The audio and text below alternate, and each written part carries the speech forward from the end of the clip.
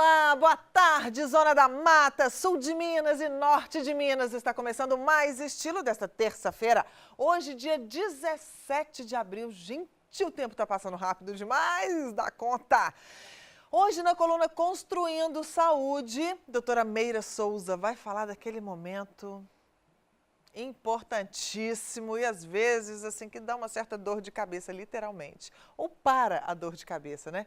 Da mulher, que é a chegada da menopausa. Daqui a pouquinho ela fala sobre isso. Na coluna de artesanato, hoje vamos aprender a fazer um chaveiro de biscuit, uma coisa mais linda do mundo. Vocês vão ver que coisa mais bonitinha. Também vamos falar de moda, inverno chegando e ó, pode investir no veludo molhado, viu? Pode investir porque vai chegar com tudo. Então fica ligado porque o Mais Estilo só está começando.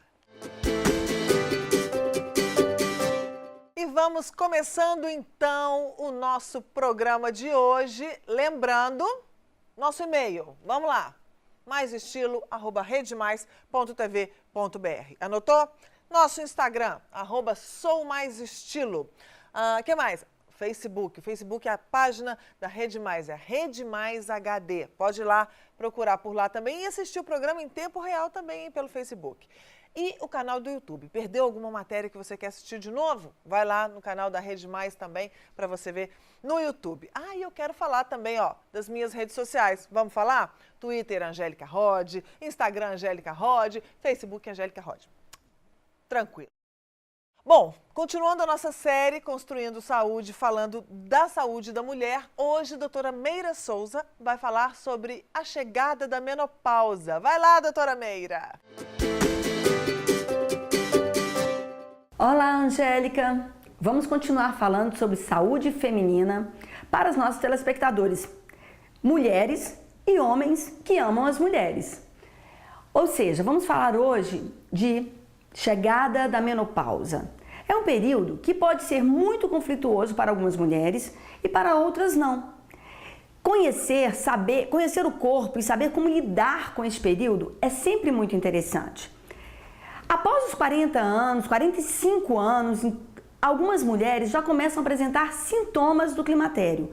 O que é isso?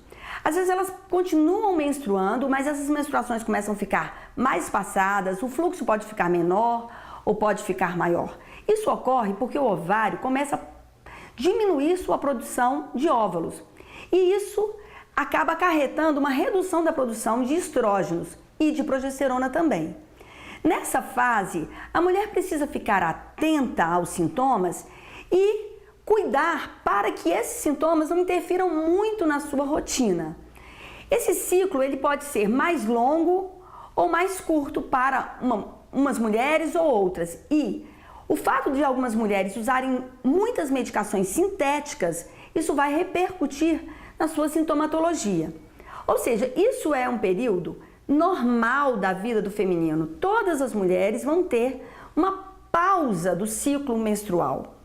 Não é uma doença, mas algumas mulheres ficam muito transtornadas, pois o nosso corpo ele é todo regido por hormônios. É muito interessante a gente conhecer o que pode ser feito para que esses hormônios não caiam muito rapidamente. Em regra, a progesterona cai muito mais rapidamente do que os estrógenos e alguns sintomas são próprios de excesso de estrógeno. E neste caso, as mulheres referem ondas de calor, taquicardia, alteração de humor, secura vaginal. E algumas coisas do dia a dia podem ser feitas para minimizar esse desconforto. Como, por exemplo, utilizar alimentos naturais, integrais, dar um foco maior para o uso de água, porque o líquido água ele vai desintoxicar o fígado e a gente sabe que o fígado intoxicado ele complica muito esse baile hormonal. As mulheres que têm o hábito de fumar, beber ou usar medicamentos como anticoncepcional, antidepressivo, elas podem manifestar sintomas mais intensos e nesse caso elas precisam ter mais cuidados com o detox hepático, né, com a detoxificação hepática.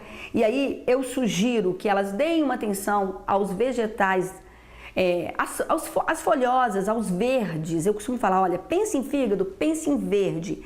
Então o famoso suco verde vai ajudar.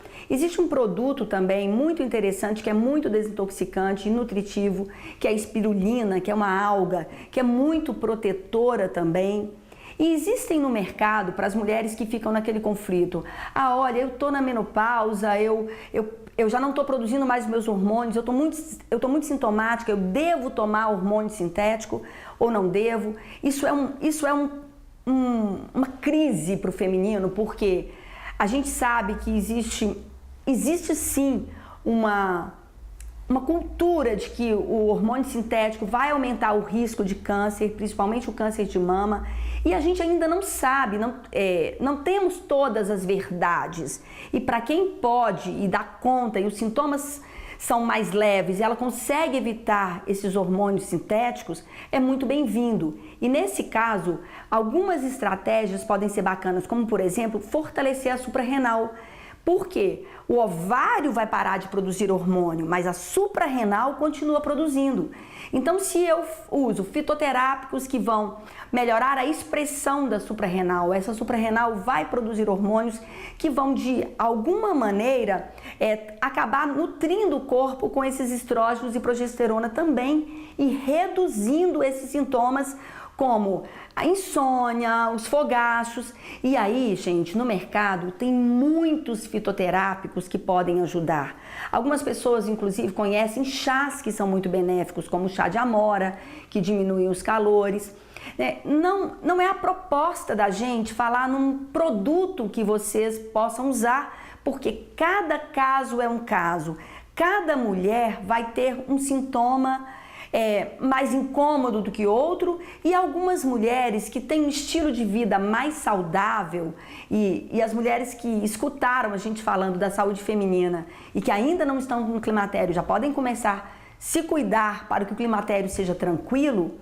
E para quem já está no climatério, pense sempre: atividade física, uma alimentação saudável, um ambiente que não seja estressante vão colaborar demais para que ela não tenha muito problema nesse período, que pode ser leve e que pode significar só o final do ciclo menstrual, e algumas mulheres inclusive referem que é uma fase de muita sabedoria, onde elas entram em contato com elas num outro padrão.